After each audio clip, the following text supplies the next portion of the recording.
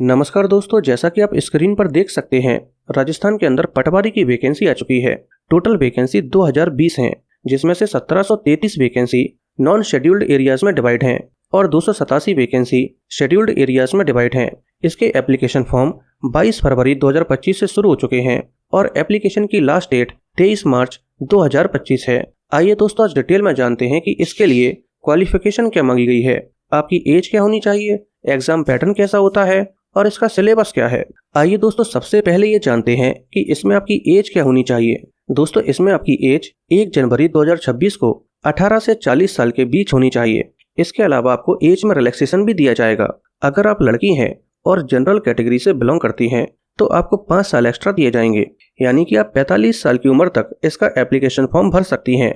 इसी तरह से अगर आप SC, ST, OBC, MBC या फिर EWS कैटेगरी से बिलोंग करने के साथ लड़के हैं और राजस्थान राज्य के मूल निवासी हैं तो फिर आपको 5 साल एक्स्ट्रा दिए जाएंगे। लेकिन अगर आप लड़की हैं और राजस्थान राज्य के मूल निवासी होने के साथ SC, ST, OBC, MBC या फिर EWS कैटेगरी से बिलोंग करती हैं तो फिर आपको एज में 10 साल एक्स्ट्रा दिए जाएंगे, यानी कि आप 50 साल की उम्र तक इसका एप्लीकेशन फॉर्म भर सकती हैं। इसके अलावा दोस्तों, यहाँ पर और भी कई कैटेगरीज हैं जिनमें एज में रिलैक्सेशन दिया जाता है, आप देख सकते हैं। दोस्तों, एज रिलैक्सेशन में आपको इस बात का विशेष ध्यान रखना है कि यहाँ पर टोटल 9 प्रावधान हैं जिनके अंदर आपको एज में रिलैक्सेशन दिया जाता है।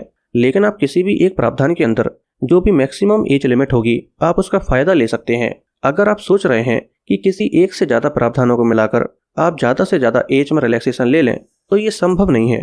आइए दोस्तों, अब जानते हैं कि इसमें क्वालिफिकेशन क्या मांगी गई है। दोस्तों, अगर आप पटवारी के लिए अप्लाई करना चाहते हैं तो यहाँ पर आपके पास केवल 2 चीज होनी चाहिए। पहला ये कि आपकी ग्रेजुएशन कंप्लीट होनी चाहिए किसी भी सब्जेक्ट से और किसी भी स्ट्रीम से, और दूसरी आपके पास कंप्यूटर से डिप्लोमा कंप्लीट होना चाहिए। अब दोस्तों, कंप्यूटर से कई सारे डिप्लोमा होते हैं, लेकिन ऐसे कौन से डिप्लोमा हैं जो इस एग्जाम के लिए वैलिड हैं, आइए सबसे पहले उन्हें जानते हैं। और इसीलिए दोस्तों, यहाँ पर कंप्यूटर से डिप्लोमा के अंदर आपके पास मल्टीपल चॉइस हैं। पहली चॉइस है कि आपका O लेवल डिप्लोमा कंप्लीट होना चाहिए, जिसे नाइलेट करवाती है। अगर आपके पास ये नहीं है तो आपके पास दूसरा ऑप्शन है कि आपके पास कोपा या फिर DPC सर्टिफिकेट होना चाहिए, जिसे नेशनल काउंसिल या फिर स्टेट काउंसिल करवाती है। अगर आपके पास ये भी नहीं है तो आपके पास किसी भी मान्यता प्राप्त इंस्टीट्यूट, कॉलेज या फिर यूनिवर्सिटी से कंप्यूटर साइंस या फिर कंप्यूटर एप्लीकेशन में डिग्री या फिर डिप्लोमा कंप्लीट है, तब भी आप इसके लिए अप्लाई कर सकते हैं। अगर आपके पास ये सब भी नहीं है तो फिर आपके पास किसी भी मान्यता प्राप्त पॉलिटेक्निक इंस्टीट्यूट से कंप्यूटर साइंस एंड इंजीनियरिंग में 3 साल का डिप्लोमा होना चाहिए, तब भी आप इसके लिए अप्लाई कर सकते हैं। इन सब के अलावा आपके पास एक और ऑप्शन है, और वो ये है कि आपने किसी भी मान्यता प्राप्त इंस्टीट्यूट, कॉलेज या यूनिवर्सिटी से इंजीनियरिंग एंड टेक्नोलॉजी की किसी भी ब्रांच से डिग्री प्राप्त की हो। अगर ये भी नहीं है तो आपके पास एक फाइनली आखिरी चॉइस है कि आपके पास RSCIT यानी कि Rajasthan state certificate in information technology certificate होना चाहिए, जिसे Vardhman Mahavir open university conduct कराती है।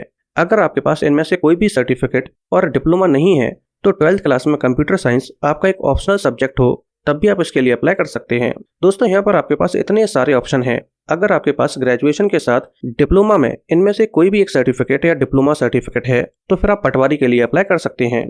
इसके अलावा दोस्तों, अगर आप अपने डिप्लोमा या सर्टिफिकेट के फाइनल ईयर में हैं तब भी आप इसके लिए अप्लाई कर सकते हैं, लेकिन कंडीशन ये है कि आपकी फाइनल ईयर एग्जाम डेट से पहले कंप्लीट हो जानी चाहिए। आइए दोस्तों, अब बात करते हैं कि इसका सिलेक्शन प्रोसेस कैसा होता है। दोस्तों, यहाँ पर एक एग्जाम होता है जो ऑफलाइन होता है और ये 3 घंटे का होता है और ये एग्जाम 5 सेक्शन में डिवाइड होता है। हर एक सेक्शन में कितने क्वेश्चंस आते हैं इसे आप स्क्रीन पर देख सकते हैं। टोटल क्वेश्चंस 150 होते हैं और हर एक क्वेश्चन 2 नंबर का होता है, इसलिए टोटल नंबर 300 होते हैं। इसके अलावा दोस्तों, यहाँ पर नेगेटिव मार्किंग भी होती है जो 1/3 की होती है, यानी कि अगर आप 3 क्वेश्चंस गलत कर देते हैं तो फिर आपका एक सही आंसर भी गलत कर दिया जाएगा। आइए दोस्तों, अब जानते हैं कि अगर आपका फाइनल सिलेक्शन हो जाता है तो फिर आपकी सैलरी क्या होगी। दोस्तों, यहाँ पर आपकी सैलरी पे मैट्रिक्स लेवल 5 के अकॉर्डिंग 24,380 रुपए होगी, जिसमें DA और HRA भी शामिल होगा।